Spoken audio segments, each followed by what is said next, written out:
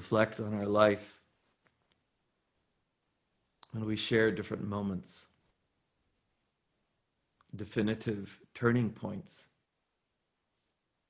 where the path of life, as it were, diverges.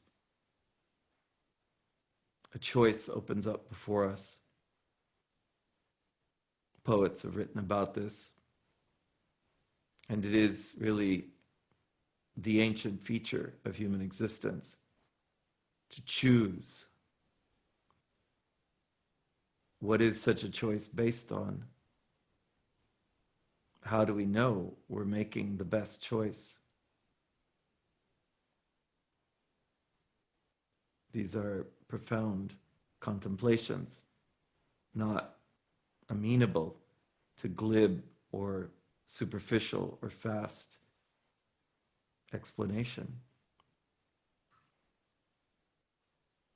In the matter of spirituality on the sacred path,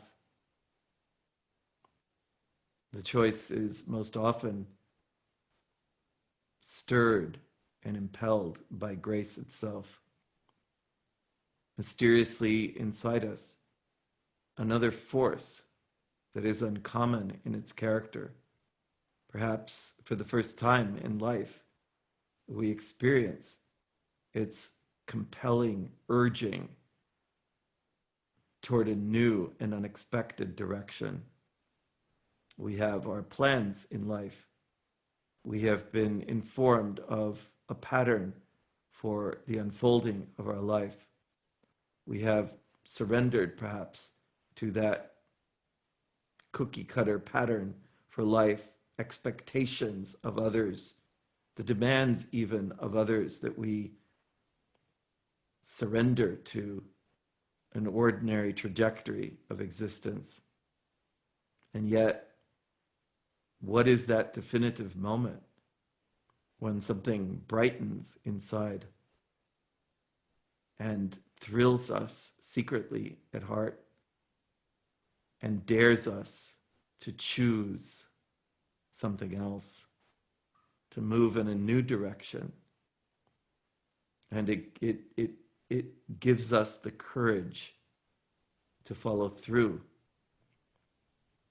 It empowers us to respond and to move with a new wave of life.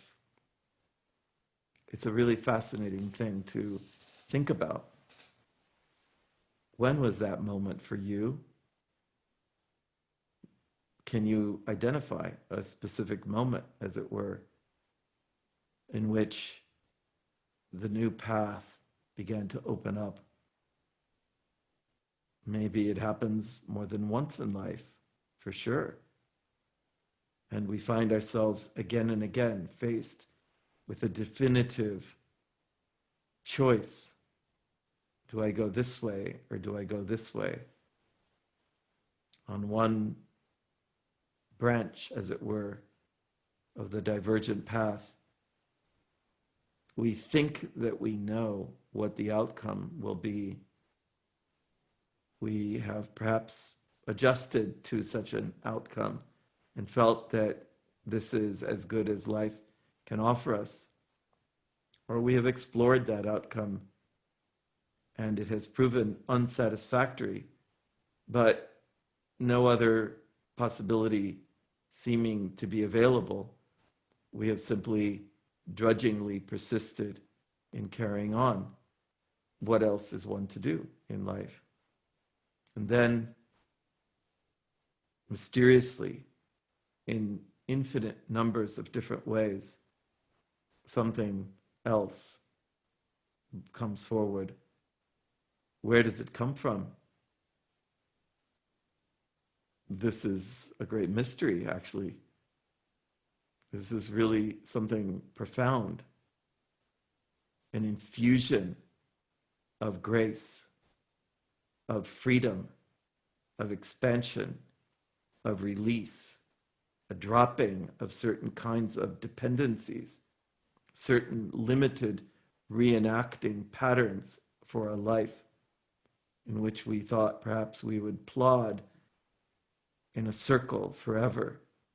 like yoked oxen at a well in ancient times, around and around and around the well-trodden path,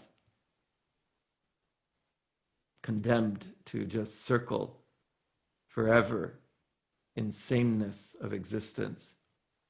Perhaps having heard the message of the world that tells us there is nothing else. You are born, you live, you die. Extract what you can while you're still here, for death is certain and hastens faster than any of us can even imagine. This dim message of ignorance that in fact holds so many in its grip and invites them to just persist in ordinariness. This is obliterated in an instant when a kind of inner explosion takes place. Secretly, privately, deep inside, invisible to others, something else opens up and calls us with a kind of benevolent siren voice to a higher destiny.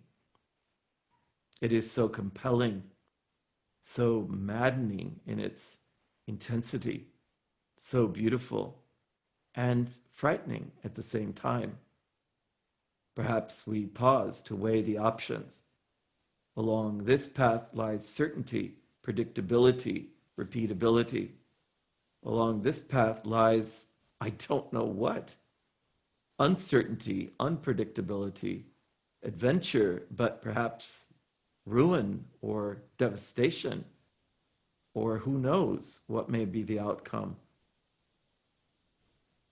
We can't underestimate these existential choices. And yet, when grace is so powerful,